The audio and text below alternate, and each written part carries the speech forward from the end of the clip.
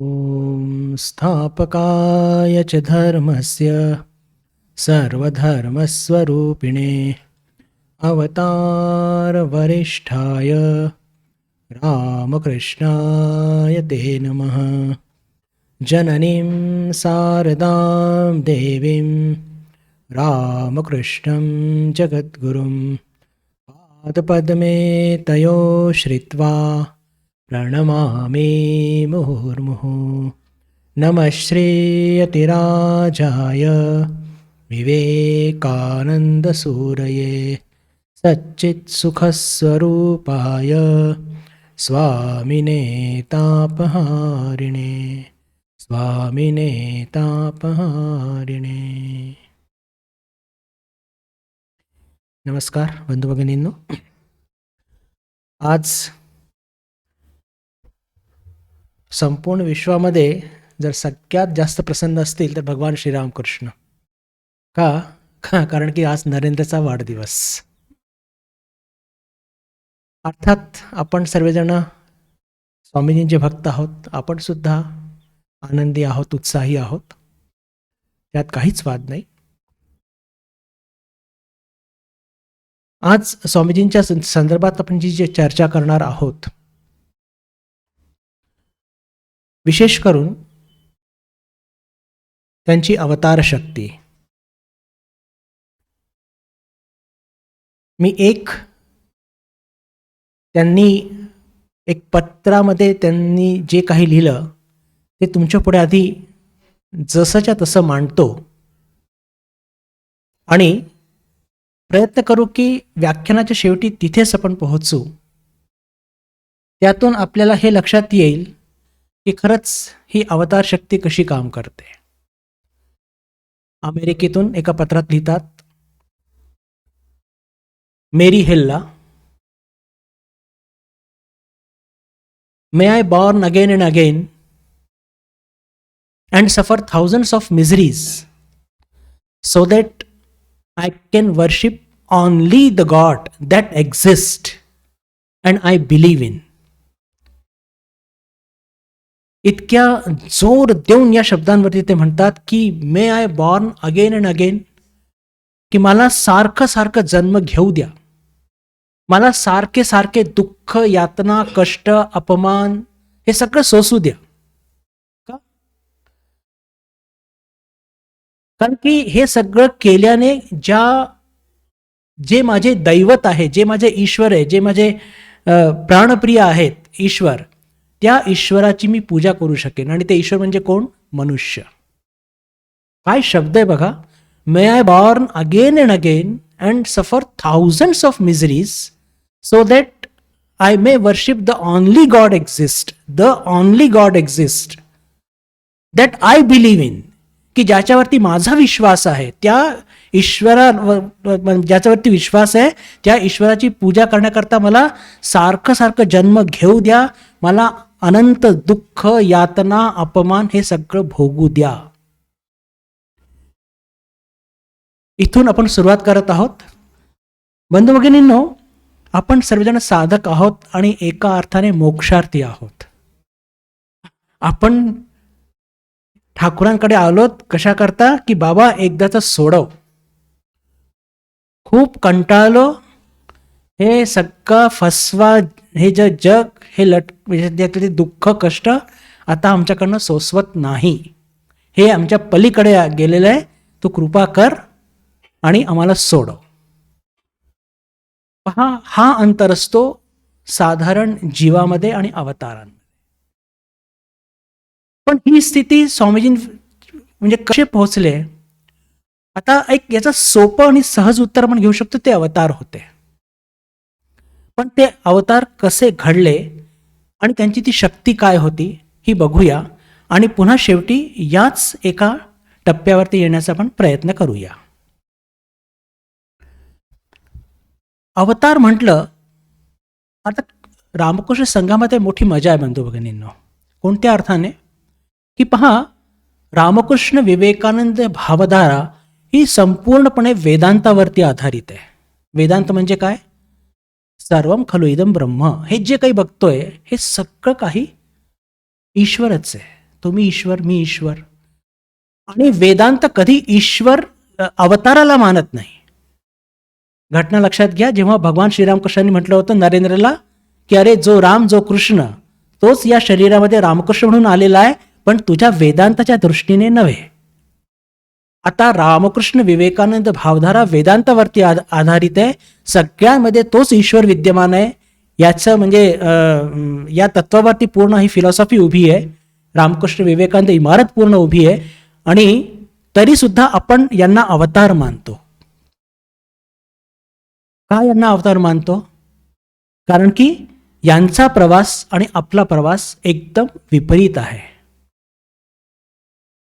हे वरून खालती आलेले आहेत, तुमच्याकरता, माझ्याकरता, आणि आपला प्रवास खालून वरती आहे. आपण आत्ताच चर्चा केली की may I born again and again and suffer thousands of miseries. आपली ती तयारी मुळीच नाहीये. आपण स्वतः करता सुद्धा दुःख सोसायला तयार नाही आहोत. म्हणजे आपल्याला ती मुक्ती पाहिजे तिथून. हे सत्य आहे. पण जरी वेदांत अवतार मानत नसेल तरी हे आपल्याकरता हे तिन्ही अवतार होते.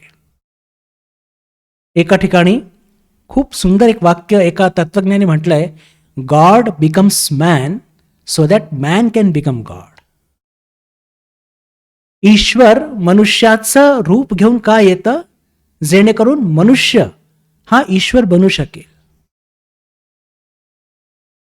भगवान श्रीरामकृष्णांच्या भाषेमध्ये जर म्हटलं तर अवतार म्हणजे काय की स्वतःच्या राज्यामध्ये राजा साधारण वेश घालून फिरत आहे सगळी व्यवस्था बघण्याकरता.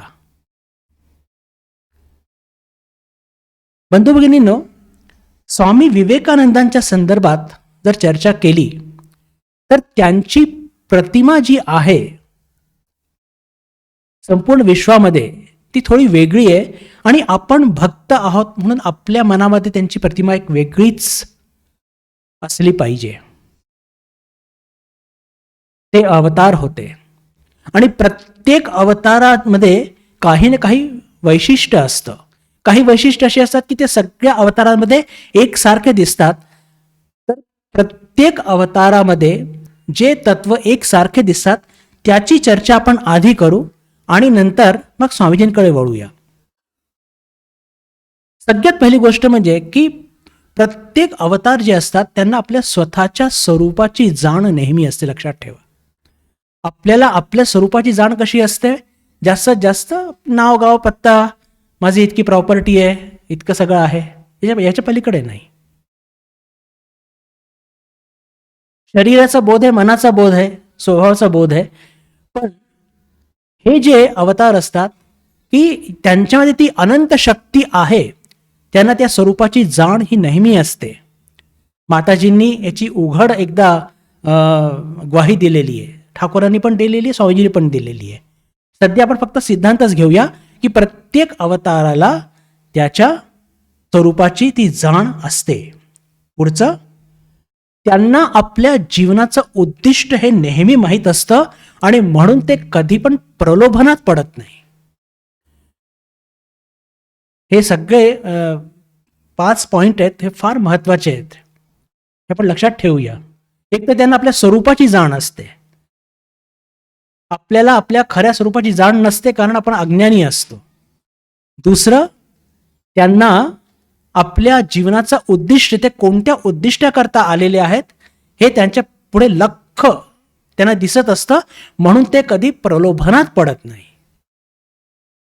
साधारण मनुष्य पैसा, अडका, सत्ता वगैरे वगैरे हे प्रलोभनात पडतो. पण अवतार कधी पण, कोणतेही अवतार असो, ते कधी प्रलोभनात पडत नाही. पुढे, त्यांची वाणी ही अमोघ असते. अमोघ म्हणजे काय? इनकम्पॅरेबल. त्यांच्या वाणीमध्ये त्यांच्या चारित्र्याची शक्ती इतकी स्पष्टपणे दिसते की त्यांच्या एका वाक्यात समोरचा मनुष्य तर काय, पूर्ण मनुष्यांचा समुदाय बदलून जातो. इतकी ताकद. का? कारण की त्यांच्या वागण्या आणि बोलण्यामध्ये अंतर नसतं. थोडक्यात 2 उदाहरणं घेऊया की जेव्हा शिकागोच्या धर्म महासभेमध्ये अनेक लोकांनी म्हटलं होतं sisters and brothers of America, पण फक्त 3:45 वाजता स्वामीजींनाच तो प्रतिसाद का मिळाला? कारण ते अवतार होते, त्यांच्या वाणीमध्ये ती अमोघ शक्ती होती, इनकम्पॅरेबल म्हणतात त्याला. आणि दुसरं उदाहरण तर तुम्हाला खूपच आवडेल. बाबा आम्ही शारदा तुम्हार में, जेव्हा त्या डाकूच्या समोर माताजी पडल्या तर असं काय घडलं की त्या 5 शब्दामध्ये तो डाकू बदलून गेला. काय म्हणाले होते माताजी की बाबा मी तुमची मुलगी शारदा, आणि हे म्हटल्याबरोबर त्या डकैत बाबांनी त्या मुलीला स्वीकार केलं. याला म्हणतात वाणीचं अमोघत्व. त्यांची वाणी ही अमोघ असते, इनकम्पॅरेबल असते, आणि जी मनुष्याचं जीवन पूर्णपणे बदलवून टाकतात हे लोक. तर हे तिसरा पॉईंट झाला. चौथा, त्यांचा खरं म्हणजे बंधू भगिनींनो, हे 5 पॉईंट मी जे आणलेत ह्याच्यावरती खूप डिटेल डिस्कशन व्हायला पाहिजे. पुढे कधी संधी मिळाली आपण याच्यावरती चर्चा करूया, पण आज थोडा धावता आढावा घेऊन पुढे जाऊया. प्रत्येक अवतारांचा आत्मविश्वास अत्यंत दांडगा असतो. अत्यंत दांडगा असतो कोणत्या अर्थाने? पहा, लौकिक जगामध्ये आपण अनेक लोक बघतो की किती कॉन्फिडंट दिसतात ते, पण त्यांचा कॉन्फिडन्स कुठे असतो? त्यांचा कॉन्फिडन्स असतो काहीतरी त्यांच्याकडे सरकारी हुद्दा असतो, पॉवर पोझिशन असते, पैसा असतो, जमीन जुमले असतात, ओळखी असतात, माझे वडील असे इतके मोठे आहेत. या सगळ्या गोष्टींवरती साधारण माणसाचा किंवा स्वतःच्या विद्याबुद्धीवरती त्याचा विश्वास असतो. पण जेव्हा सरकारी हुद्दे जातात, पैसा अडका कामी येत नाही, पैसा जेव्हा नाहीसा होऊन जातो, सत्ता निघून जाते, मग तेव्हा हा कॉन्फिडन्स कुठे जातो? या अवतारांची जो आत्मविश्वास असतो तो या जगाच्या नश्वरतेवरती आधारित असतो, किंवा त्यालाच एका योग्य पद्धतीने सांगणं होईल की या सगळ्या अवतारांचा जे आत्मविश्वास असतो तो ईश्वरावरती असतो. अजून चांगल्या पद्धतीने सांगितलं तर या सगळ्या अवतारांचं जीवन हे शरणागत असतं ईश्वराला, म्हणून त्यांचा तो कॉन्फिडन्स असतो. जसं लहान मूल आईच्या जवळ असलं की तो किती दांडगाई करतो आईच्या मांडीवर, का? त्याला माहिती आहे तो सेफ आहे एकदम. बिलकुल एक्झॅक्टली अवतार हे सतत त्यांना त्या शरणागतीची, ईश्वरच मला खेळवत आहे, तीच माझ्या शक्तीचा आधार आहे, म्हणून त्यांचा तो कॉन्फिडन्स फार दांडगा असतो. पुढे शेवटचा, त्यांना आपल्या कार्याची जाण असते की कोणत्या कार्याकरता, विशेष करून कोणत्या कार्याकरता ते आलेले आहेत. बंधू भगिनींनो, अवतारांचे बघितले तर मुख्य 2च कार्य असतात. सगळ्यात पहिलं आणि मुख्य धर्मस्थापन, आणि दुसरं जे त्यांचं अत्यंत लाडकं कार्य आहे ते म्हणजे की जे पतित आहेत, जे समाजामध्ये एकदम तळागाळा पडलेले आहेत, गोरगरीब आहेत, कष्टकरी आहेत, त्यांच्याप्रती यांची जी करुणा असते ती फार वेगळी असते. तर हे 5 जर आपण बघितले, 5 मुद्दे किंवा 5 पॉइंट हे आपल्याला प्रत्येक अवतारामध्ये खूप स्पष्टपणे बघायला मिळतात.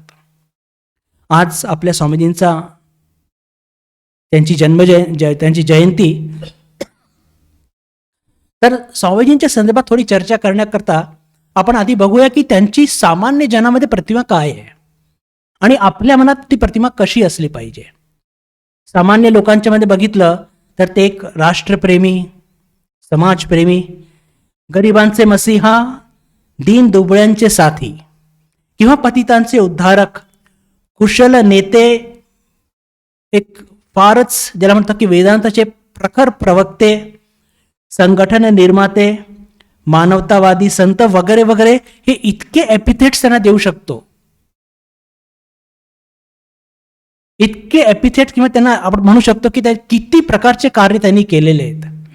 पण या सगळ्यांच्या वरती आपण स्वामीजींचे भक्त आहोत आपल्याकरता ते अवतारच होते आणि अवतारच राहणार. ते अवतार होते, त्यांच्यामध्ये ती ईश्वरीय शक्ती खेळत होती आणि त्या ईश्वरीय शक्तीच्या माध्यमातून त्यांनी राष्ट्र निर्माण, समाज निर्माण, गोरगरिबांप्रती त्यांचं जे प्रेम, पददलितांप्रती त्यांचं जे सहानुभूती, जे काही होतं, ती सगळी गोष्ट त्यांच्यामध्ये असलेली दिव्यत्वाला केंद्रित करूनच होती.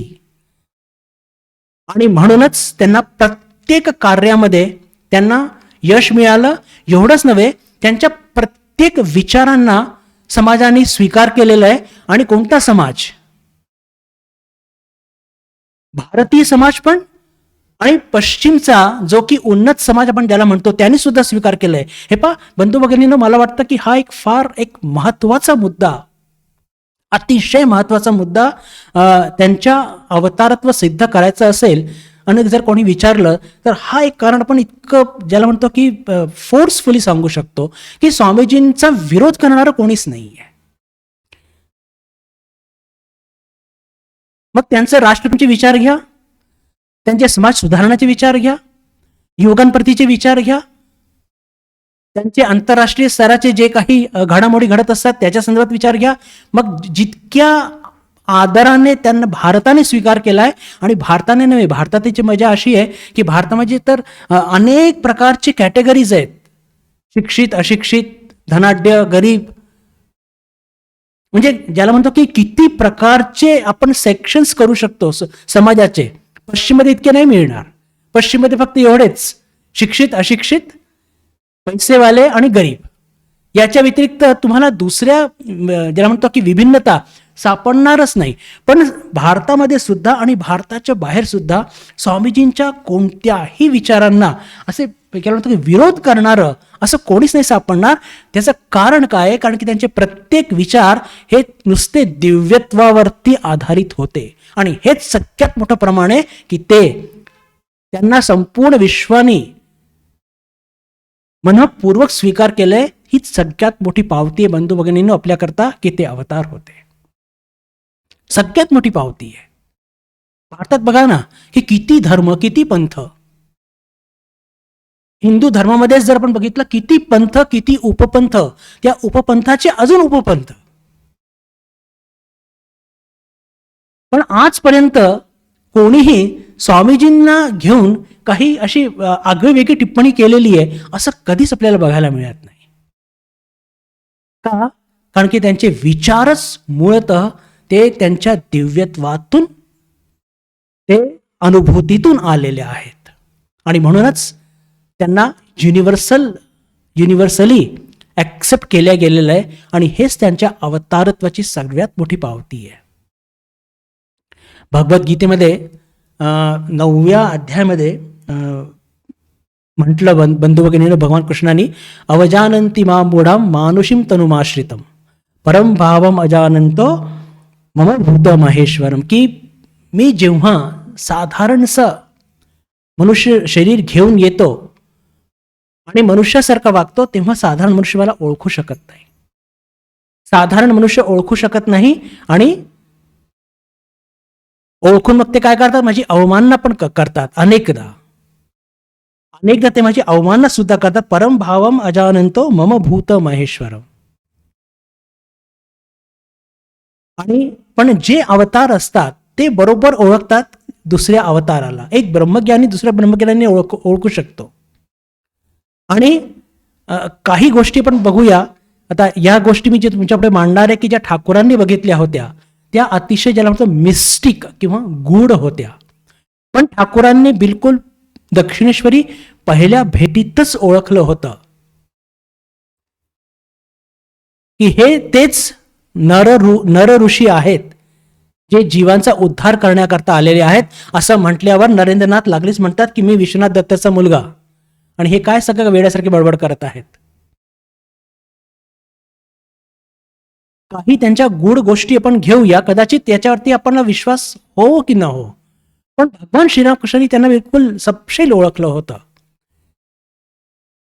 भगवान श्रीरामकृष्णांचं समाधीमध्ये एकदा मन इतकं उंच गेलं, खंडाचं राज्य सोडून अखंडात गेलं, आणि अखंडाच्या राज्यात गेल्यानंतर त्यांचं ते मन एका लहान बालकाच्या रूपात परिवर्तित झालं आणि त्या अखंडाच्या राज्यात ते बघतात की 7 ऋषी खूप खोल ध्यानात गडलेले आहेत आणि या 7 ऋषींपैकी एका ऋषींच्या जवळ जाऊन ते भगवान श्रीरामकृष्णांचं बालकरूपी मन अत्यंत तेजस्वी अशा एका ऋषींच्या गळ्यात हात घालून म्हणतो की मी पुढे जात आहे, तुम्हाला माझ्या मागे यावं लागेल. आणि जेव्हा प्रथम भेट होते भगवान श्रीरामकृष्ण आणि नरेंद्रनाथांची, तर बरोबर भगवान श्रीरामकृष्ण ओळखतात की हेच ते नररूपी नारायण आहेत. एक संदर्भ अजून देऊ इच्छितो. माता भुवनेश्वरी देवी, त्यांना लग्नानंतर 2 कन्या प्राप्त झाल्या आणि भारतीय स्त्रियांची एक ती इच्छा असते की तिला पुत्ररत्न व्हावा, म्हणून पुत्ररत्नाकरता त्या आपल्या एका नातेवाईकांना काशीला वीरेश्वर शिवाची पूजा करायला सांगतात. पहा, भारतामध्ये प्रत्येक गोष्टींना किती एक पावित्र्याचं स्वरूप असतं बघा. पुत्ररत्न पाहिजे तर त्याच्याकरता ईश्वराकडे मागणी आणि त्यानंतरच नरेंद्रनाथाचा जन्म. त्याच काळामध्ये भगवान श्रीरामकृष्णांना अजून एक दर्शन घडलं होतं की काशीहून एक फार मोठी तीव्र ज्योती काशीहून निघाली आणि कलकत्त्याला येऊन पडली. हे सगळे द्योतक कसले आहेत? हे सगळे द्योतक आहेत की आपले स्वामीजी हे कोणी साधारण मनुष्य नसून ते अवतार होते. आता या सगळ्या ज्या 3-4 मी आत्ता गोष्टी सांगितल्या तुमच्या पुढे बंधू भगिनींनो, कदाचित तुमच्यापैकी कोणाला असं वाटू शकेल की महाराज या सगळ्या गोष्टी जरी मिस्टिक आहेत आणि भगवान श्रीरामकृष्णांनी म्हटल्या आहेत, पण त्याच्यावरती फारसा विश्वास बसत नाही हो. आणि असं जर कोणी प्रामाणिकपणे म्हटलं तर त्यात चूक काही नाही आहे. बंधू भगिनींनो, याच्या पुढे मी 2 घटना आणि त्याचं विश्लेषण तुमच्या पुढे मांडण्याचा प्रयत्न करीन. एक घटना तर आत्ताच तुमच्या पुढे मांडली, एक तत्व की स्वामीजींना सगळ्यांनी युनिव्हर्सली ॲक्सेप्ट केलेलं आहे म्हणून ते अवतार. दुसरा मुद्दा सांगितला की ठाकूरांनी त्यांना अवतार म्हटलेलं आहे. ठीक आहे, तो कदाचित मुद्दा आपल्याला पसवणं थोडंसं अवघड असेल. पण तिसरा मुद्दा तुमच्या पुढे मी मांडू इच्छितो. त्यातून आपल्याला लक्षात येईल बघा की खरंच असं त्याग आणि असं वैराग्य सामान्य माणसाच्या जीवनामध्ये शक्य नाही आहे, अशक्य आहे एकदम. आणि कोणती ती परिस्थिती? त्या परिस्थितीचं थोडंसं अवलोकन करूया बंधू भगिनींनो. स्वामीजींनी नुकतंच ते ग्रॅज्युएट झालेले आहेत आणि आता लॉची परीक्षेला बसणार आहे. घरामध्ये सगळं काही व्यवस्थित सुरू आहे आणि अचानक एके दिवशी बातमी येते की वडिलांचं दुःखद निधन झालेलं आहे. जे नातेवाईक भुवनेश्वरी देवीच्या जीवावरती त्यांच्याच घरात राहत होते, खात होते, त्यांनी कट कारस्थान रचले आणि या सगळ्यांना म्हणजेच भुवनेश्वरी देवी, स्वामीजी आणि त्यांचे 2 बहिणी, 2 मोठ्या बहिणी आणि 2 लहान भाऊ, सगळ्यांना घरातून काढलं.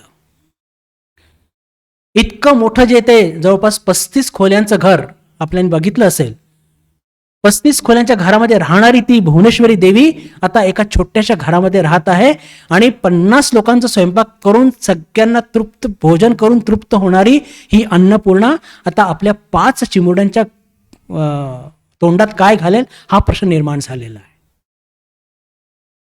नरेंद्रनाथ वणवण फिरत आहेत कलकत्त्याला, पण नोकरी मिळत नाही. आश्चर्य आहे. इतकं एक जगाला हलवून सोडणारं टॅलेंट, बुद्धिमत्ता, पण नोकरी मिळत नाहीये. आणि या सगळ्या परिस्थितीमध्ये त्यांच्या मनावरती भगवान श्रीरामकृष्णांच्या त्या प्रशिक्षणामुळे, आध्यात्मिक प्रशिक्षणामुळे त्या वैराग्याचा इतका प्रबळ आवेग आलेला आहे की म्हणजे जर श्रीरामकृष्णांनी तेव्हा परवानगी दिली असती तर तेव्हाच त्यांनी ग्रहत्याग केला असता. त्यांच्यामध्ये इतकी जबरदस्त शक्ती होती इतकी जबरदस्त शक्ती होती. त्याचं एक उदाहरण तुम्हाला मी देऊ इच्छितो. ठाकूरांनीच दिलेलं आहे ते उदाहरण. लहानपणी एकदा खेळता खेळता नरेंद्रनाथ पडले. त्यांच्या डोक्याला खोक लागली, रक्त वाहून गेलं, बेशुद्ध झाले. त्या घटनेचा उल्लेख करून भगवान श्रीरामकृष्ण म्हणतात की आईने त्यांची शक्ती कमी केली. जर ती शक्ती त्यांनी कमी केली नसती तर नरेंद्रनाथामध्ये इतकी ताकद होती की त्यांनी एक नवीन धर्म निर्माण केला असता. इतकी शक्ती घेऊन स्वामीजी आले होते. असो, हा थोडासा वेगळा विषय. आपण चर्चा करत आहोत स्वामीजींचं अवतार तत्व आणि या घटनेतून ते कसं सिद्ध होतं. घरामध्ये इतकी वाईट परिस्थिती आहे की वडील गेलेले आहेत, घरातून नातेवाईकांनी हकलून दिलेले आहे आणि लहान भावंड आणि बहीण त्यांच्या खायचे वांदे होत आहेत. आणि अशा परिस्थितीमध्ये वैराग्य येणं हे म्हणजे साधारण लोकांच्या दृष्टीने तर हे तर फार चुकीचं आहे. आणि आम्हाला अनेकदा कॉलेजचे युवक विचारतात या संदर्भात प्रश्न की त्यांचं या परिस्थितीमध्ये त्यांचं हे संन्यास घेणं योग्य होतं का. बंधू भगिनींनो, याच घटनेला घेऊन मला वाटतं की त्यांचा पण अवतारत्व सिद्ध करू शकतो. साधारण मनुष्य की ज्याला फक्त आपल्या पोटाची आणि आपल्या पैशाची पडलेली असते, त्याला त्याग वैराग्य काय समजेल. कर्तव्याची आपण नेहमी गोष्ट करत असतो. अरे आपले कर्तव्य किती संकुचित असतात. आपले आई वडील, आपले बायको, आपले 2 मुलं, बस त्याच्या पलीकडे आपले कर्तव्य संपून जात. जे अवतार असतात बंधू भगिनींनो लक्षात ठेवा, त्यांचं कर्तव्य हे संपूर्ण विश्वाकर्ता असतं.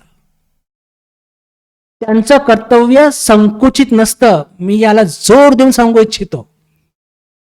आणि त्यातून ते त्याग आणि वैराग्य जन्माला आलेलं असतं. एखाद्या मुंगीने एखाद्या सिंहाशी तुलना करावी असलं काहीतरी आपण बोलत असतो स्वामीजींच्या त्याग वैराग्य आणि कर्तव्याबद्दल. अरे आपले कर्तव्य आपल्याला काय वाटतं की बस एक काहीतरी आई वडिलांकरता काहीतरी केलं, बायको करता काहीतरी केलं, मुलांकरता काहीतरी केलं, वाह वाह वाह काय केलंय मी. इतकी संकुचित आपली वृत्ती असते. अरे पण हे जे अवतार असतात, ह्या अवतारांचं कर्तव्य ते पण कसं, संपूर्ण विश्वाकरता संपूर्ण मानव जाती करता त्यांचं कर्तव्य असतं.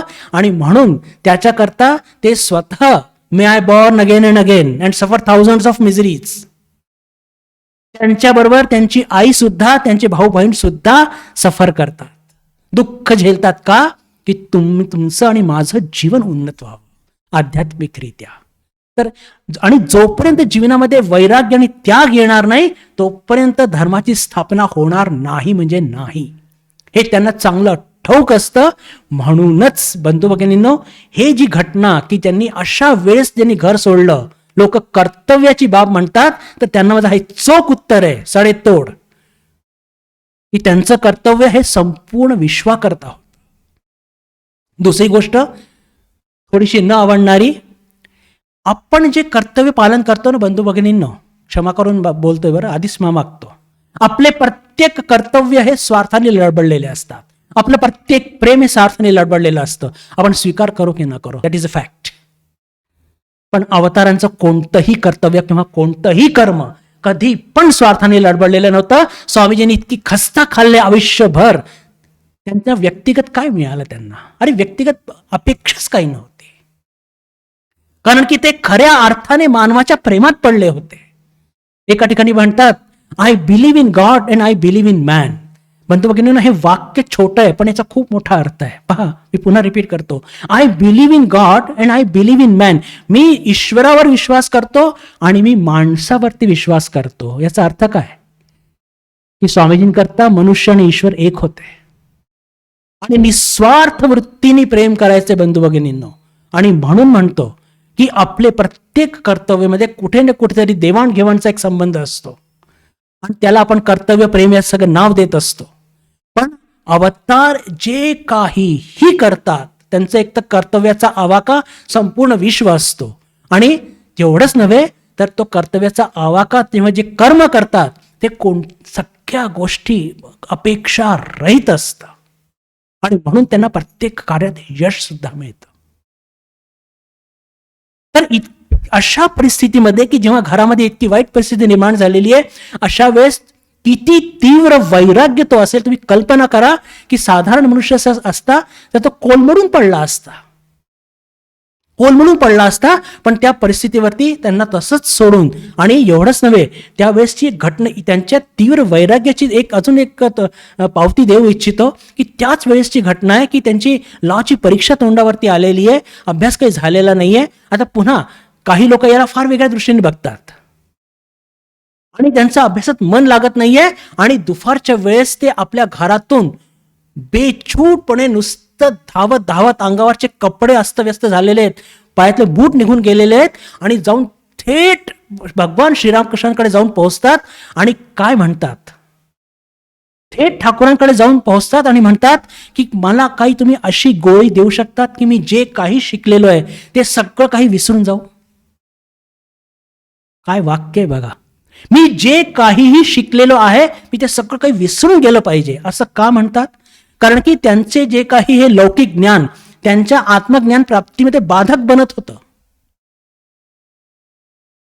त्यांनी प्राप्त केलेलं लौकिक ज्ञान त्यांच्या ब्रह्मज्ञानामध्ये बाधक बनत होतं. त्यांना ते समजत होतं, आणि त्यांची ती वैराग्याची अग्नी इतकी धडधडत होती की त्यांना ते ब्रह्मज्ञान प्राप्त करून घ्यायचं होतं. आणि तेव्हाची गोष्ट आहे, ठाकूर म्हणतात, तुझ्या मनाची स्थिती मी समजू शकतो रे. आणि जेव्हा स्वामीजी म्हणजे एक्सप्रेस करत नाही शब्दांमध्ये, ठाकूर ओळखतात की त्याची खूप इच्छा आहे की त्यांनी संन्यास घ्यावा याच वेळेस, पण तेव्हा ठाकूर अडवतात. ठाकूर म्हणतात, पहा काय ती लीला आहे की जोपर्यंत मी आहे तोपर्यंत संन्यास घ्यायचा नाही, जोपर्यंत मी आहे शरीरात तोपर्यंत संन्यास घ्यायचा नाही. सो म्हणजे तो भाग एक वेगळा. पण बंधू भगिनींनो, की ही सगळ्या गोष्टी मी सांगतोय की अशा एका विपरीत परिस्थितीमध्ये त्या वैराग्याची ध्वनी इतकी तीव्र होती, ते सामान्य माणसाच्या मध्ये कधी इतकी येऊ शकत नाही. आणि यातून ज्या परिस्थितीमध्ये स्वामीजींनी घर सोडलंय, लक्षात घ्या, ती परिस्थिती अति असामान्य आहे. आणि त्या परिस्थितीमध्ये घर सोडणं खरंच, ज्याच्या ठाई तीव्र वैराग्य असेल, तीव्र त्याग आणि तीव्र ब्रह्मज्ञानाची इच्छा असेल, असाच मुलगा तो सोडू शकतो. आणि हे अवतार शक्तीशिवाय हे शक्य नाहीये. अवतारांचं पुन्हा सांगू इच्छितो, कर्तव्याचा अवाका संपूर्ण विश्व असतो. अवतार प्रत्येक कर्म जे करतात, लक्षात घ्या, प्रत्येक कर्म जे करतात ते संपूर्णपणे निस्वार्थ फक्त प्रेमापोटी करत असतात. म्हणूनच त्यांना प्रत्येक कार्यात यश मिळत होतं. आणि आपल्या स्वामीजींना जे इतकं त्यांनी खस्ता खाल्ले आपल्याकरता, नो डाऊट, तुमच्याकरता, माझ्याकरता, पण हे लक्षात येतं आपल्याला की त्यांच्या ठाई ते तीव्र वैराग्य जर नसतं, ते तीव्र त्याग नसतं, तर आपल्याला हे सगळं आज हे मिळालं नसतं. हे जे धर्माचं खरं स्वरूप आपल्या पुढे आज जे आलेलं आहे, हे स्वामीजींच्या, ठाकूरांच्या, माताजींच्या मुळेच आलेलं आहे वर्तमान काळामध्ये. तर ही जी त्यांनी विपरीत परिस्थितीमध्ये त्यांनी जे आपला ग्रहत्याग केला, त्यांच्या तो तीव्र वैराग्य, हे त्यांच्या अवतारत्वाचीच एक पावती आहे, मला असं ठामपणे वाटतं. हा झाला तिसरा बिंदू. आता चौथा एक बिंदू बघूया. त्यातून आपण हे बघण्याचा प्रयत्न करूया की खरंच स्वामी कसे अवतार या कक्षेमध्ये त्यांनी स्वतःला स्थापित केलं. विशेष करून जर अवतारांचे दोन कार्य मुख्य मी सुरुवातीला सांगितले की एक तर धर्मस्थापना, आणि धर्माला सगळ्यात पहिली गोष्ट की धर्माला अवकळा आली का. आपण थोडं काशीपूरकडे जाऊया. काशीपूर एपिसोड हा रामकृष्ण विवेकानंद भावधारामध्ये अत्यंत महत्वाचा आहे बंधू भगिनींनो. काशीपूर म्हणा किंवा 1881 ला प्रथम भेट झाली स्वामीजींची आणि ठाकूरांची, ते 1886 पर्यंत. भगवान श्रीरामकृष्णांनी देह सोडला, त्यांनी आपली मर्त्यलोकातली लीला समाप्त केली, आणि त्यानंतर स्वामीजींनी भारताचा प्रवास सुरू केला. का सुरू केला? भारताचा प्रवास त्यांनी का सुरू केला? कारण की त्यांच्या मनामध्ये एक प्रश्न त्यांना भेडसावत होता खूप तीव्रतेने, आणि तो म्हणजे हा की, लक्षात घ्या आपण चर्चा करत आहोत अवतार धर्म संस्थापन कसं करतात. त्यांना एक प्रश्न त्यांच्या मनामध्ये येत होता की ज्या भारताचे तत्व इतके उच्च आहेत, अहम ब्रह्मास्मी, तत्वमसी श्वेतकेतो, प्रज्ञानम ब्रह्म, अयमात्मा ब्रह्म, वसुधैव कुटुंबकम, यत्र नार्यस्य पूजन्ते रमन्ते तत्र देवताः, असे इतके उच्च स्तराचे तत्व ज्या भारतामध्ये जन्माला आले, त्या भारताला आणि त्या हिंदू धर्माला अवकाळ का प्राप्त व्हावी? पहा, याला म्हणतात ऋषी. तुम्ही म्हणाल का ऋषी, तुम्ही त्यांना का म्हणताय? ऋषीचं परिभाषा काय की एखाद्या समस्येला जे एकदम ओरिजिनली थिंक करतात. यांनी काय सांगितलं, त्यांनी काय सांगितलं, याला काही अर्थ नाहीये. मी काय बघतोय आणि मी काय ऑब्झर्व करतोय, माझे काय सोल्युशन्स आहे, म्हणजे कोणत्याही समस्येच्या खोलात जाऊन आणि ज्याच्यावरती ओरिजिनल थिंकिंग करणं, त्याला म्हणतात ऋषी. आता समस्या तर आहे, स्वामीजींच्या लक्षात आली की भारताला अवकाळ प्राप्त झालेली आहे आणि भारताचे तत्व फार उच्च होते. तर ही अवकाळ का प्राप्त झाली आहे हे शोधण्याकरता त्यांनी एखाद्या फॉरेन स्कॉलरचं पुस्तक नाही वाचलं. That is the beauty of Vivekananda. आणि इथेच आपण गोता खातो. आपले प्रत्येक विचार हे नेहमी उसळे घेतलेले असतात.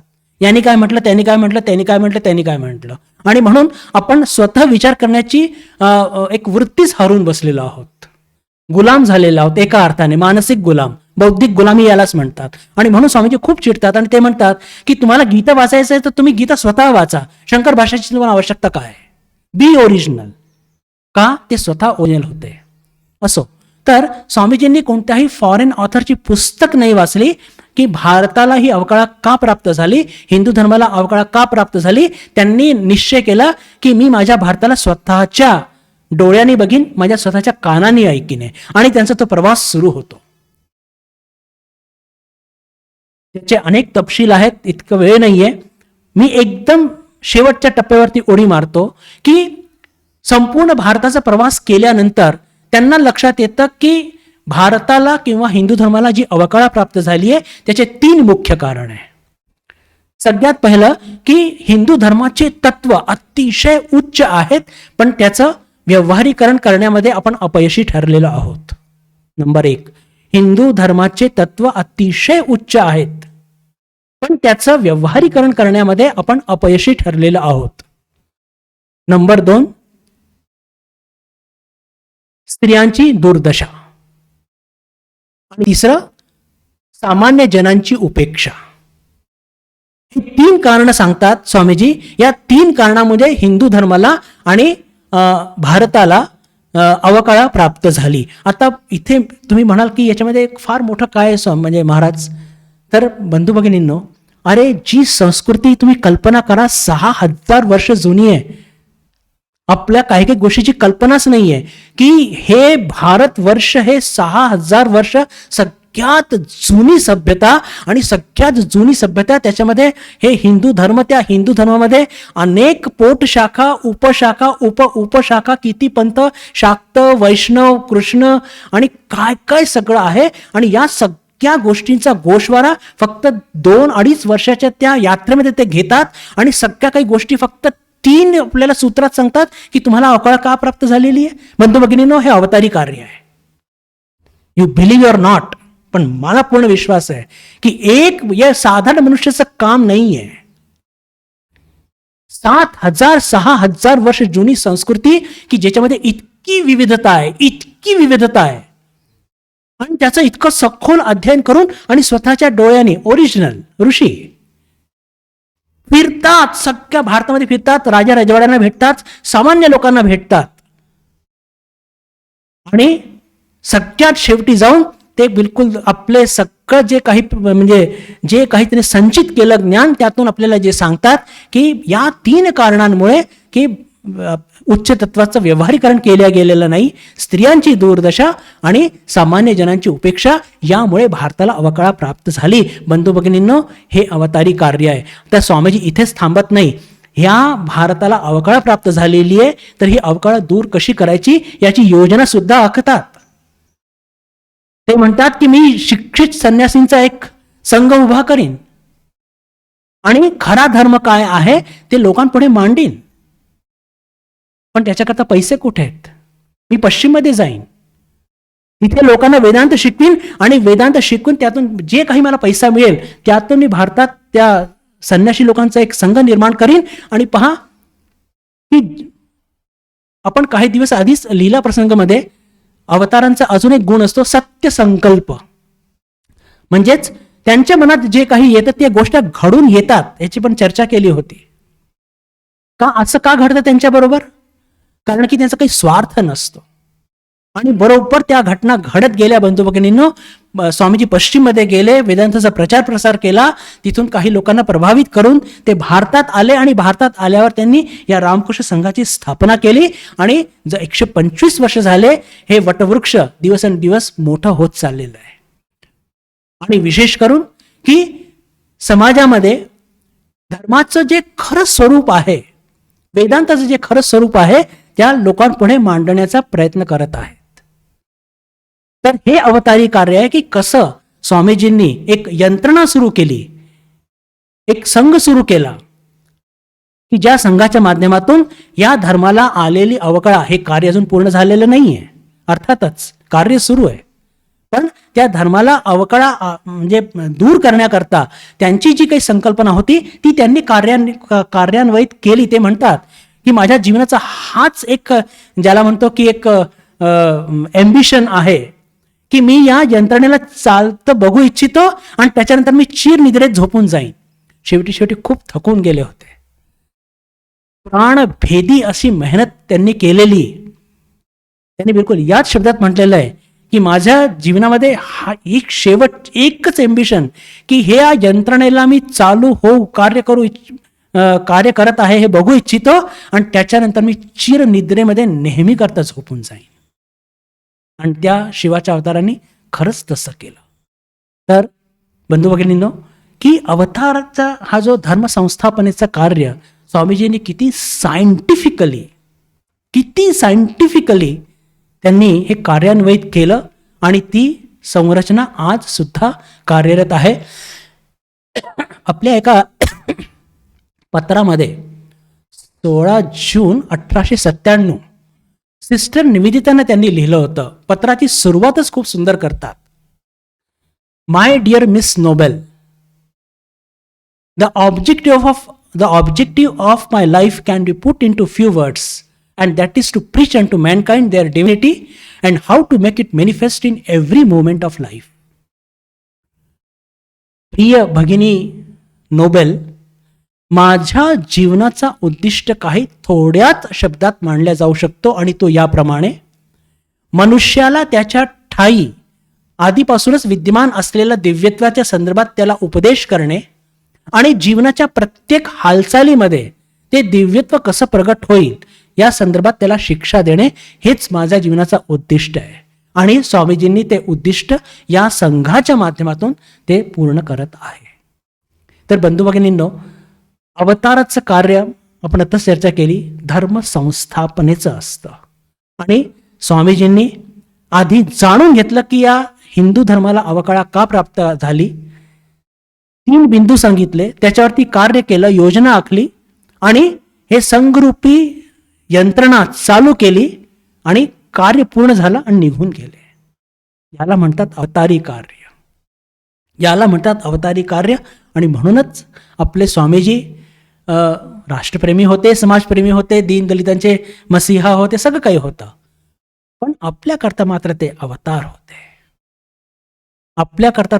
होते.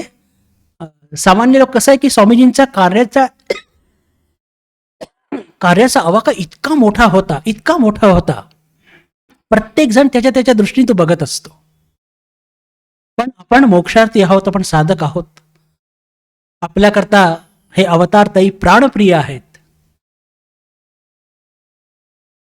साधारणपणे ठाकूरांना अवतार मानण्याला आपल्याला फार त्रास होत नाही का? कारण की त्यांनी तिची खडतर साधना केलेली आहे. आपले काही कन्सेप्ट इतके मजेशीर असतात ना, म्हणजे ज्याला म्हणतो ना की कन्फाईंड, असे झापण लावलेले. साधना केली म्हणजे हा अवतार आहे. माताजींनी काय लोकांना फक्त जेव घातलं फार लवकर, आणि माताजी तर भयंकरच अवघड आहे, कारण की माताजींनी फक्त प्रेमच दिलं आणि खाऊ घातलं. पण त्यातून जे दिव्यत्व त्यांनी प्रगट केलं ते आपल्याला शोधावं लागेल.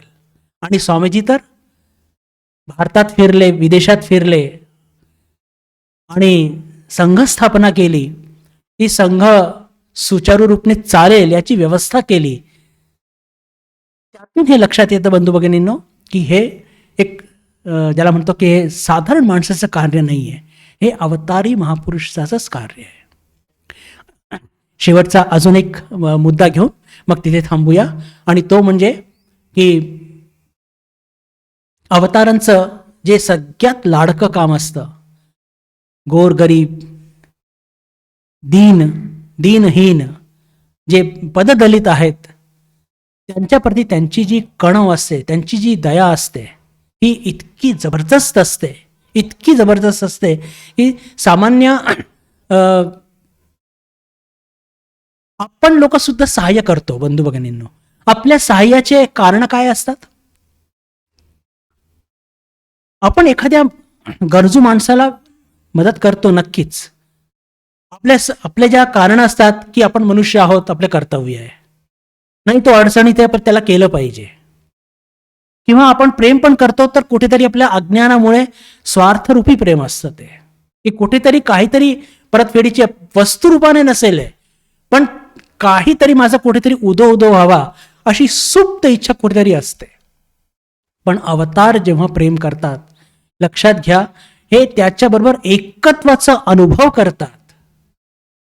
त्याच्याबरोबर एकत्वाचा अनुभव करतात म्हणूनच त्यांना ते प्रेम असतं आणि म्हणूनच ते सहाय्य करतात. त्यांना साधारण लोकांचे दुःख बघून ते दुःखी होतात का? कारण की त्यांना वाटतं की अरे हा तर राजा आहे, हा दुःखी का होतोय, हा माझ्यासारखा राजा आहे. ही फिलिंग त्यांना असते. आणि ही फिलिंग कशी येते बंधू भगिनींनो? फक्त दीन दलित किंवा ज्याला सामान्य लोक त्यांच्याशीच नव्हे, संपूर्ण मानव जातीशी त्यांना प्रेम होतं. स्वामीजी अनेकदा माणसांशी बोलताना असे बोलायचे जणू काही एखाद्या ईश्वराशी ते बोलत आहेत. दोन छोटी घटना तुमच्या पुढे मी मांडू इच्छितो बंधू भगिनींनो.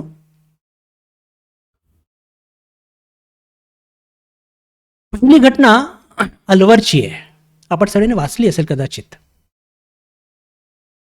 त्या भगवान श्रीरामकृष्णांनी देह सोडल्यानंतर झालं असं की सर्व हे जे त्यागी शिष्य हे भारत यात्रेला, तीर्थयात्रेला निघाले होते.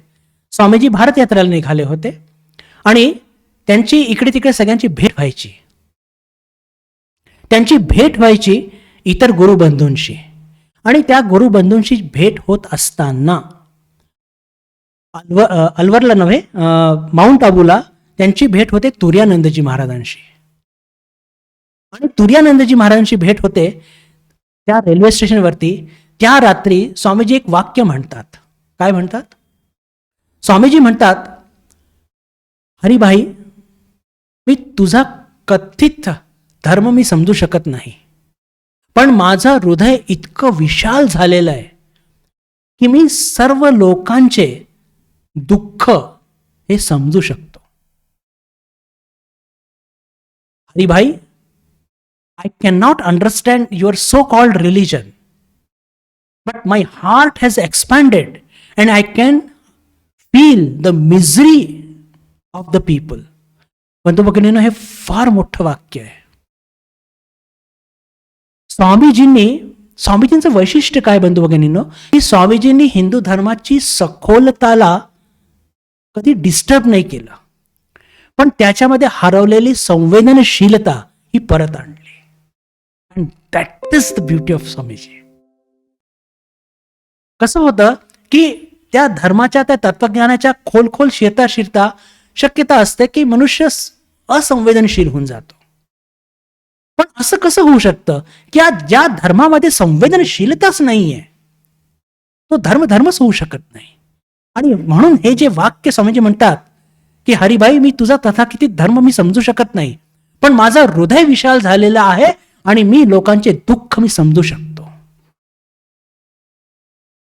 दुसरी घटना मी सांगू इच्छितो ती आहे, पहा स्वामीजी किती महान होते. स्वामीजींच्या एक अमेरिकन शिष्या होत्या, जोसेफाईन मॅक्लाउड. अतिशय धनाढ्य अजून काय म्हणायचं. त्यांच्या एक लहान बहीण होत्या, तिचं नाव होतं बेटी लेगेट. त्यांचं लग्न झालं होतं मिस्टर फ्रान्सिस लेगेट बरोबर. आणि हे पण धनाढ्य, म्हणजे खूपच मोठे धनाढ्य पूर्ण परिवार. हा इतके मोठे धनाढ्य परिवार की युरोपच्या ज्या सगळे राजघराणे त्यांच्या बरोबर यांची उठबस. आता तुम्ही कल्पना करा की त्यावेळेस युरोप टॉपवरती होता आणि तिथले असलेले जे मोठे मोठे राजघराणे त्यांच्या राजकुमार आणि राजांबरोबर या दोघ्या बहिणींची उठबस होती. इतके हे धनाढ्य आणि एक संभ्रांत होते. तर आता बेटी लेगेट एक दिवशी काय म्हणतात त्या वाक्याकडे लक्ष द्या की मी माझ्या जीवनामध्ये युरोपच्या मोठ्या मोठ्या राजा आणि राजकुमारांची भेटलेली आहे. प्रत्येकाला भेटल्यानंतर मला असं वाटायचं की हे किती मोठे आणि मी किती लहान. लक्ष द्या बरं, की मी जेव्हा युरोपच्या मोठे मोठे राजा आणि राजकुमारांशी भेटायचे मला असं वाटायचं की हे किती महान आणि मी किती छोटी. या जगामध्ये मी फक्त एकच व्यक्तीशी भेटली असं की ज्यांना भेटल्यानंतर मला असं वाटायचं की हे किती महान आहे आणि मी पण किती महान आहे. आणि ते दुसरे तिसरे कोणी नाही, आणि स्वामी विवेकानंद. ही आहे आपल्या स्वामींची ताकद. ही आहे आपल्या स्वामींची ताकद. आणि कोण म्हणतंय की एक अशी मुलगी म्हणतीये की जिची उठबस जगाचे मोठे मोठे राजांबरोबर आहे आणि ती स्वीकार करते की त्या राजा लोकांना भेटल्यानंतर मला असं वाटायचं की हे किती मोठे आणि मी किती सामान्य. पण या जगामध्ये फक्त एकच अशी व्यक्ती की ज्यांना भेटल्यानंतर मला असं वाटायचं की हे किती महान आणि मी पण किती महान. हे पहा, याला म्हणतात खऱ्या अर्थाने, हे एक शब्द वापरला होता पहा सुरुवातीला, अमोघ वाणी, अमोघ चरित्र.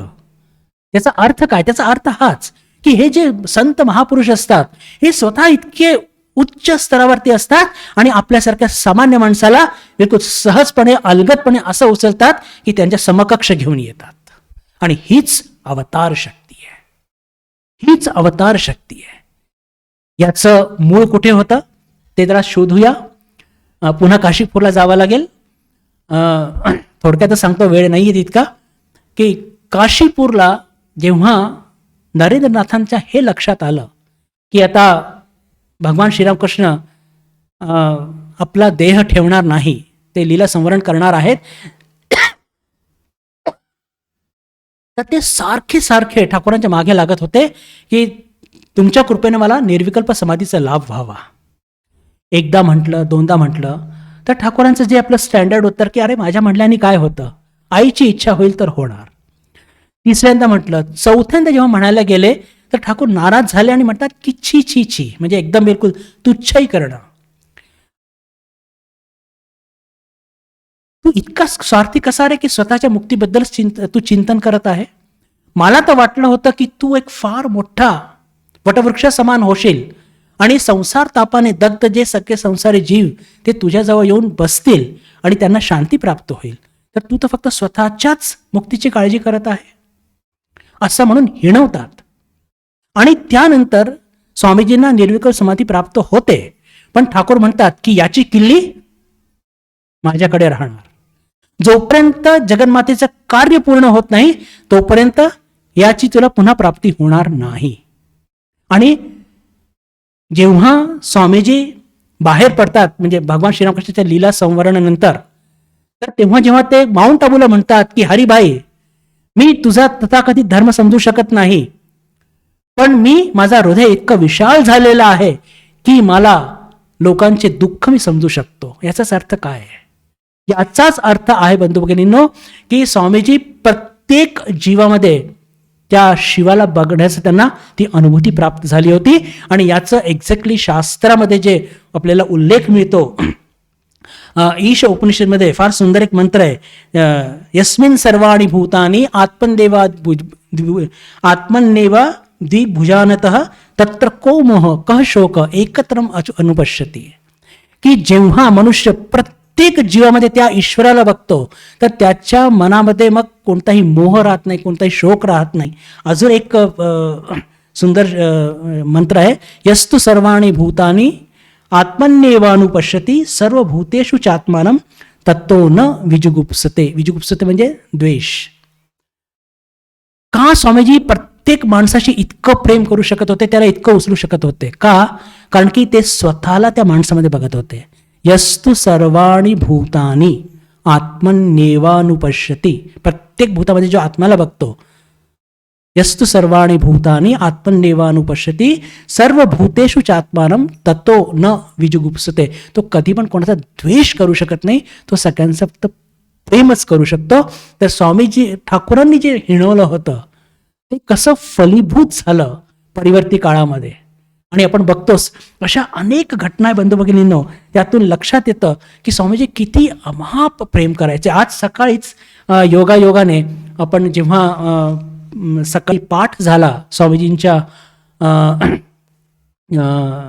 टॉक्स विथ विवेकानंद, स्वामीजींच्या सहवासात, त्याच्यामध्ये त्या घटनेचा उल्लेख करू इच्छितो की स्वामीजी ऋग्वेद शिकवत होते, ऋग्वेद संहिता.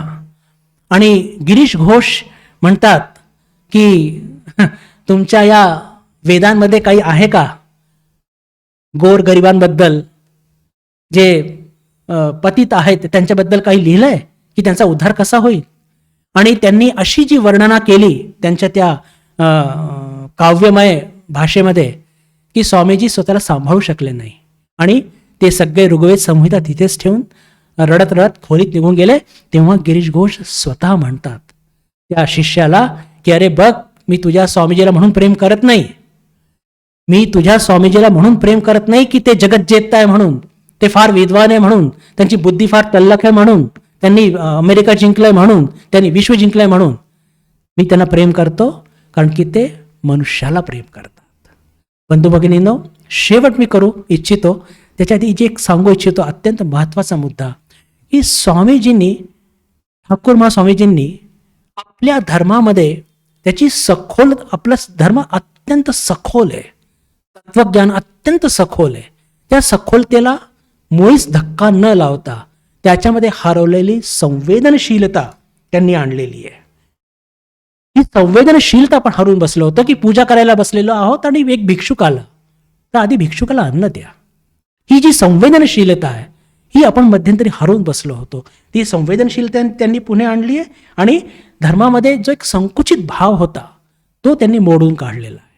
ही सगळ्यात मोठी देणगी या अवतार त्रयींची आहे. एक छोटंसं वाक्य जे फार अत्यंत बोलकं स्वामीजींच्या पत्रामध्ये आहे आणि त्यातून आपल्याला लक्षात येतं की खरंच स्वामीजी आपले अवतार होते. एक तर वाक्य मी ज्या आधीच तुम्हाला सांगितलं होतं की may I born again and again and suffer thousands of miseries so that I may worship the only God that exist, the only God I believe in. की मला यातना भोगू द्या, मला दुःख भोगू द्या, मला 1000 वेळा जन्म घेऊ द्या. का? कारण की त्या जन्मातून मी त्या जो ईश्वर, माझा ईश्वर आहे म्हणजेच मनुष्य, त्याची सेवा करू शकणार. अजून एका ठिकाणी ते म्हणतात की I do not believe in a god or religion which can not wipe the widow's tears or bring a piece of bread to the orphan's mouth. काय वाक्य आहेत की मी अशा कोणत्याही धर्माला मानायला तयार नाही जो विधवाचे अश्रू पुसू शकत नाही आणि जो पोरक्या अनाथ पोराच्या तोंडात एक भाकरीचा तुकडा देऊ शकत नाही. मग त्या धर्माचे तत्व कितीही उच्च असोत, मी अशा कोणत्याही धर्माला मानायला तयार नाही.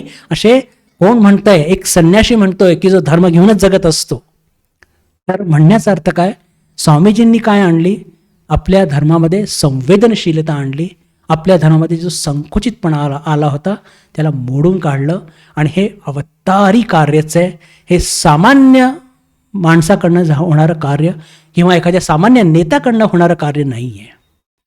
आजच्या या दिवशी शुभदिनी आपण ठाकूरबा स्वामीजी तिघांच्या चरणी प्रार्थना करूया की त्यांनी दाखवलेल्या मार्गावर चालण्याकरता लागणारी शक्ती अनेकदा आम्ही हरवून बसतो, तर ती शक्ती सतत ते आम्हाला पुरवत राहोत अशी प्रार्थना करून मी माझ्या वाण्याला इथेच विराम देतो. ओम शांती शांती शांती. हरि ओम तत्सत. श्रीरामकृष्णार्पणमस्तु.